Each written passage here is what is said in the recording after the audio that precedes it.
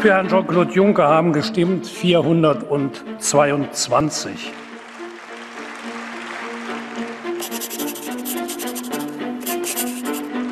Ich darf Ihnen im Namen des gesamten Hauses, Herr designierter Kommissionspräsident, von Herzen gratulieren, Ihnen viel Erfolg wünschen und freuen Sie sich über die, die Sie unterstützen, aber freuen Sie sich auch über Ihre Gegner. Ohne Gegner kein eigenes Profil. Dass Sie dies haben, haben Sie allerdings heute bewiesen. Von ganzem Herzen, Jean-Claude Juncker, Glück auf für Ihre zukünftige Arbeit.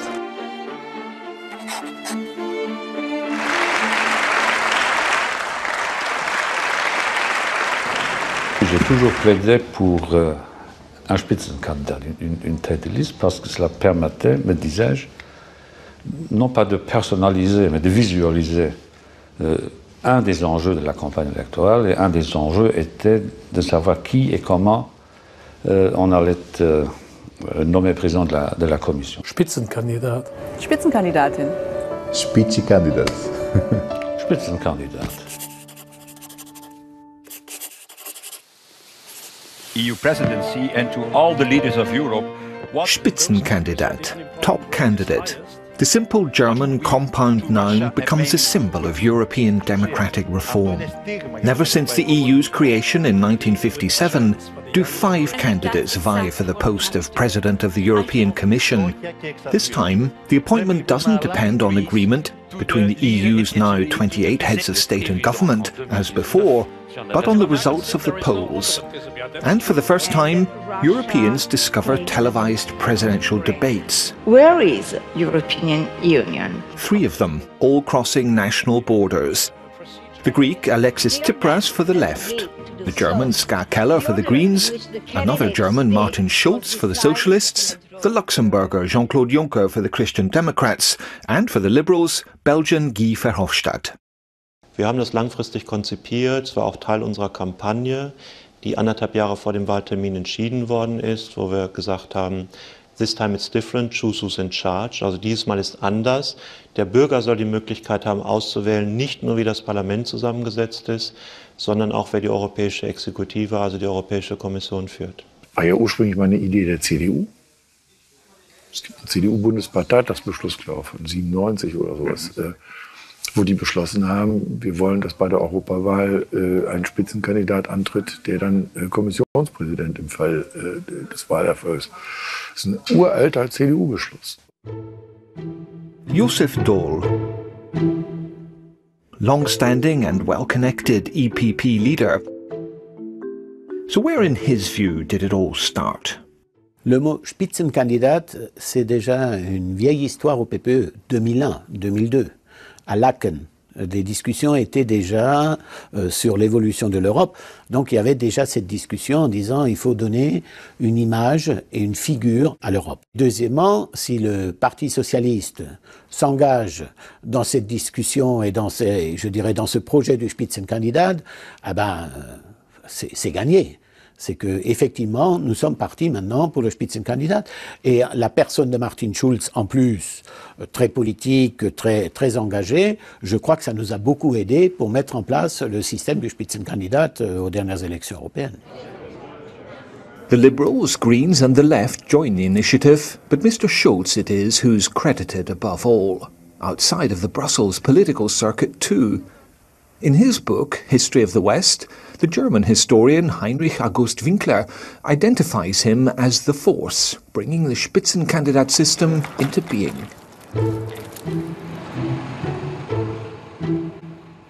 The very idea of the Spitzenkandidat is taken up again in 2013 and 2014 as political parties prepare for the European elections.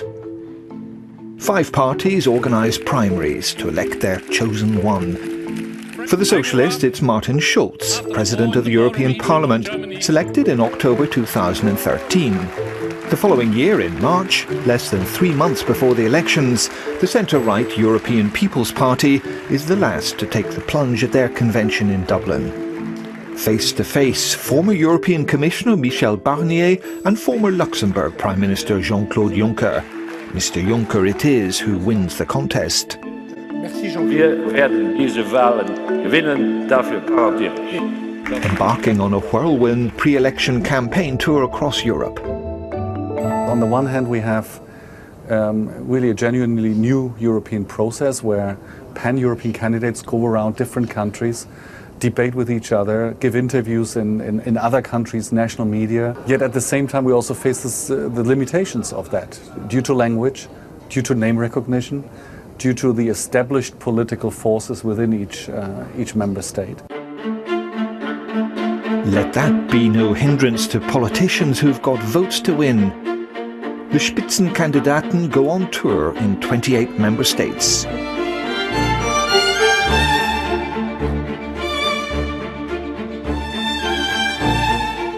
We as leading candidates, we were the face of the European dimension of this election. It is very complicated to be known all over Europe. I mean, it's a big continent. We have so many different member states. You have to be able to speak in different languages. So it really is not easy. But I do think this can only have been the first step.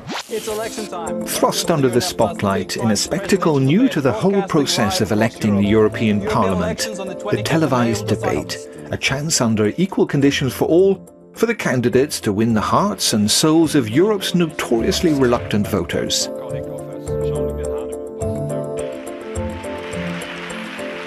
Moi, j'aurais préféré des entretiens, des dialogues, des véritables échanges, ce qui ne peut pas se faire à 5 ou à 6. Το γεγονός ότι επέλεξα και εγώ και ο σημερινός πρόεδρος, ο κ. Γιούνκερ, να μιλήσουμε στη γλώσσα μας, ήταν μια κίνηση, μια επιλογή που τιμά το θεσμό του Ευρωπαϊκού Κοινοβουλίου, διότι στο Ευρωπαϊκό Κοινοβούλιο συναντιόνται διαφορετικοί λαοί με διαφορετική γλώσσα. This leading candidate issue brought a European debate to the European level, and I really felt it resonated in different countries. Sure, that was also varying from country to country, but still it really brought a European dimension to the national campaigns.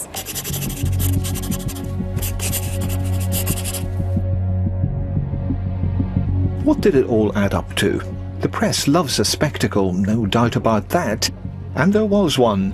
An institution, the European Parliament, previously held by many as rather staid, rather distant, shaking things up. Au moment de communiquer les résultats, en 2009, je suis intervenu à l'hémicycle devant un public qui était par sa majorité des fonctionnaires. Le 25 mai 2014, à l'hémicycle, je suis devant des centaines de journalistes. Le bâtiment, la salle, elle est pleine à craquer de journalistes qui sont là de la même façon qu'ils seraient dans la salle des résultats des élections nationales dans un État membre de l'Union européenne. C'est peut-être la façon la plus graphique de faire la différence entre l'intérêt des élections de 2009 et l'intérêt des élections de 2014. Although overall turnout was down a shade on the previous election, the results threw up plenty of surprises, some none too palatable to Europe's politicians on the centre-left, centre-right or in the middle. A sharp rise in political extremism on the left as well as the right. A decline in the vote for the Christian Democrats of the EPP, though the Conservatives in the ECR group increased their share. None of it exactly sea changes in the way Europe operates, but the fuse was lit.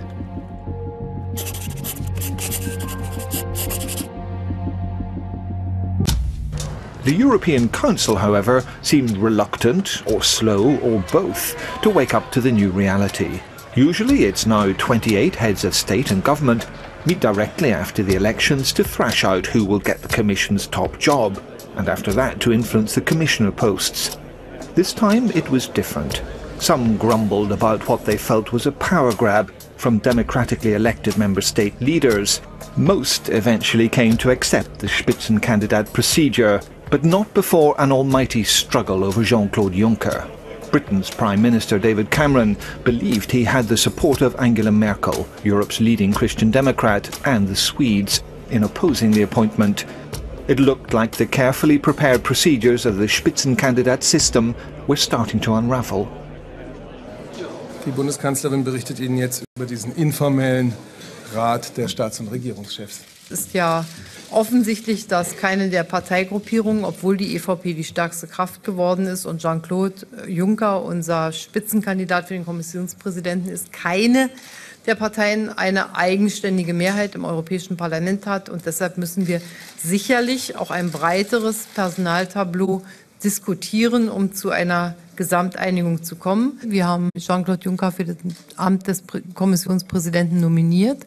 Und die ganze Agenda kann von ihm, aber auch von vielen anderen durchgesetzt werden. Daran habe ich gar keinen Zweifel. Ich meine, wir erleben alle, dass Politiker nach den Wahlen manchmal etwas anderes tun als vor den Wahlen. In komplizierten Sachfragen kann man das auch immer hinkriegen. Da gibt es Zwänge, Koalitionszwänge und so weiter. Aber bei so einer einfachen Frage, stehe ich hinter meinem Spitzenkandidaten oder nicht, da kann man das nicht machen. Das ist dann eine so offenkundige Lüge, das hält kein Politiker durch, Gott sei Dank. Que les Britanniques, que les Suédois disent après les élections, nous n'étions pas d'accord avec cette idée de tête de liste, n'est que cohérent et conséquent. Que d'autres envisageaient à un moment de ne pas tenir compte du résultat des élections européennes fut une surprise, mais pas une très grande surprise, parce que ceux qui étaient soupçonnés de ne pas vouloir tenir compte du résultat des élections m'avaient fait savoir que tel n'était pas le cas. I felt very disappointed by that because we've been doing this campaign. It was clear from the outset that whoever wins will have the first shot at trying to find a majority, and that's exactly what we were striving for. So absolutely, I mean, Juncker is from a different political party. I didn't support him as a candidate, but I absolutely supported his right to be the first to try and find a majority. Αυτή ήταν η κορυφαία εκδήλωση του δημοκρατικού ελλείμματος στην Ευρωπαϊκή Ένωση. Καταδεικνύει το πόσο λίγο πιστεύει η σημερινή ευρωπαϊκή ηγεσία στη δύναμη των πολιτών, στην ίδια τη δημοκρατία. Και όσο αποξενώνεται από την δημοκρατία όμως, τόσο θα παίρνει επιλογές που θα την απομακρύνουν από τους ίδιους τους πολίτες. Großer Fehler. Als ich das gehört habe, habe ich gesagt, jetzt machen sie einen echten Fehler. Und das war ja auch so. Der Sturm der Entrüstung, der durch die Medien gegangen ist, Deutschland in besonderer Art und Weise, der war ja, den habe ich in dieser Form noch nie erlebt. Da haben die Medien zum Beispiel, finde ich, eine für die Demokratie entscheidende Rolle gespielt. Dass Journalistinnen und Journalisten sagten, also das kann ja wohl nicht sein. All die Regierungschefs, die da sitzen, haben als Parteichefs auf ihren Parteikonventen die Kandidaten aufgestellt. Als Regierungschefs sagen, das interessiert uns aber nicht. Das geht nicht. En regardant un peu comment certains médias étaient en train de réagir aux déclarations des uns et des autres, je me suis dit que, bien évidemment, il y aurait une bataille politique assez dure pendant quelques semaines, mais que c'était clair que le Parlement n'accepterait jamais un candidat qui ne serait pas sorti de la shortlist des Spitzenkandidaten. One of the key players in the resolution of it all wasn't a politician but a journalist, Rolf-Dieter Krause, Brussels correspondent of ARD, flabbergasted at what he saw. He said as much on air in a broadcast that was subsequently widely shared in the social media. Das ist mir noch nicht passiert, dass ich der Bundeskanzlerin in einer Pressekonferenz gegenüber saß und so langsam die Fassung verlor. Denn Frau Merkel plant in aller Offenheit einen Betrug. Betrug nicht im Sinn des Strafrechts, aber politischen Betrug. Betrug an Ihnen, den Wählern. Jahrzehntelang haben die Parteien uns angebettelt, bei der Europawahl wählen zu gehen. Sie mussten betteln, weil nicht so recht klar war, über was wir Wähler da entscheiden sollten. Die Spitzenkandidaturen waren ein politisches Versprechen. Wenn das gebrochen wird, muss sich niemand wundern, wenn die Bürger sich von Europa abwenden. And it was very good that he did that statement because the German media has been unfortunately very quiet about the leading candidate process. There was no transmission of the debate. It was very, very silent. Das ging ihm auch persönlich gegen den Strich. Da hatte ich den Eindruck, dass seine Ära als Vermittler von Informationen an die Öffentlichkeit berührt worden war. And then the writing was on the wall. Mr. Cameron found himself isolated, any thought of consensus with Mrs. Merkel evaporating. What did the man at the centre of events make of it all? Madame Merkel était la première des responsables politiques du PB à m'avoir demandé de me porter candidat, en novembre 2013. Et donc je savais qu'elle tiendrait parole, donc je n'ai jamais eu, ne fût-ce qu'un seul moment de doute là-dessus. Der Jean-Claude Juncker ist halt auch ein Parteipolitiker. Und dass er jetzt im Nachhinein, wo ihm Sozialdemokraten gegen viele Christdemokraten zum Erfolg verholfen haben, sich bedankt bei der CDU-Vorsitzenden und Bundeskanzlerin. Das nehme ich ihm jetzt am Ende nicht übel, aber es ist eine sehr bemerkenswerte Darstellung der Historie.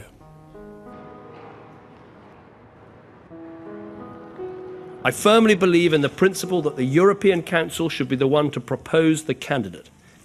I believe that by working together we could have found an alternative candidate who commanded the support of every member state, agreeing together on the best way forward.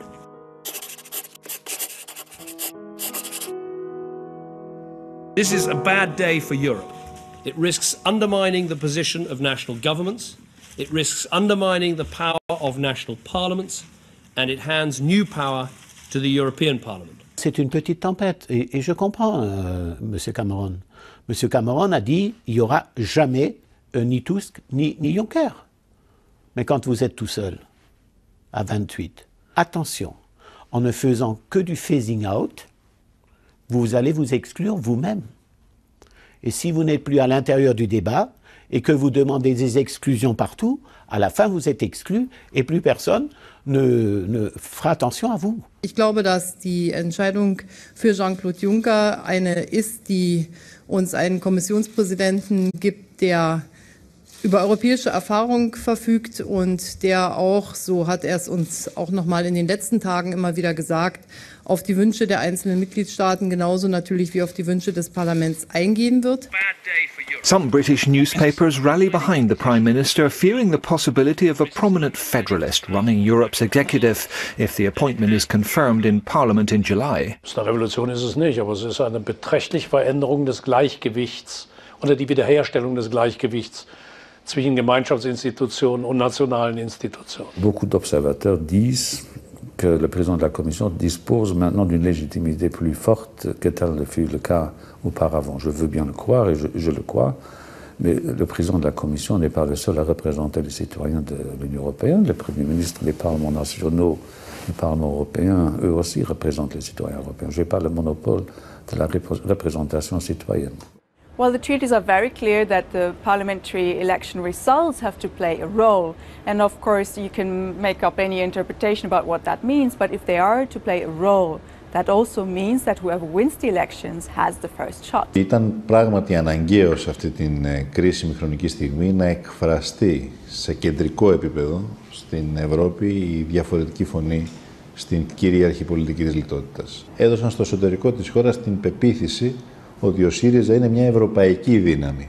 Δεν είναι ο παρείας της Ευρώπης, είναι μέσα στο ευρωπαϊκό παζλ με μια υπολογίσιμη φωνή, αντίθετη βεβαίως από την κυρίαρχη σήμερα φωνή.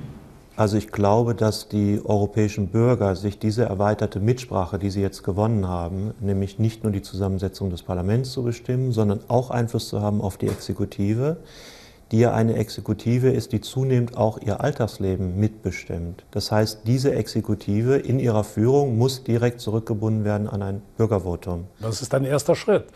Ich bin zum Beispiel sehr sicher, dass bei der nächsten Europawahl bereits Ende 2018 es Wettbewerbe in den europäischen Parteifamilien um diesen Job gibt.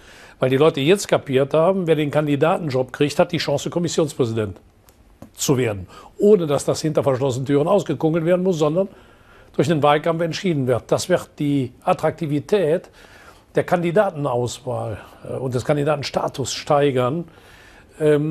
Ich glaube, wir sind am Anfang und in den Ländern, die sich nicht beteiligt haben, war die Wahlbeteiligung niedrig. In den Ländern, wo der Wahlkampf stattgefunden hat, ist die Wahlbeteiligung nach oben gegangen. Meine Damen und Herren, mit der Bekanntgabe des jetzigen Wahlergebnisses geht ein Prozess vorläufig zu Ende, der ganz ohne Zweifel von Ihnen allen oder zumindest von den meisten von Ihnen als ein historischer Prozess bezeichnet worden ist. Das Resultat dieses Prozesses ist der nächste Präsident der Europäischen Kommission, der wie kein anderer parlamentarisch gestärkt in sein Amt gehen wird. Ihre Wahl, meine Damen und Herren, werde ich in einem Rechtsakt, den ich unterschreiben muss, feststellen und werde das Ergebnis dieser Wahl Ihnen aushändigen. Herr Juncker,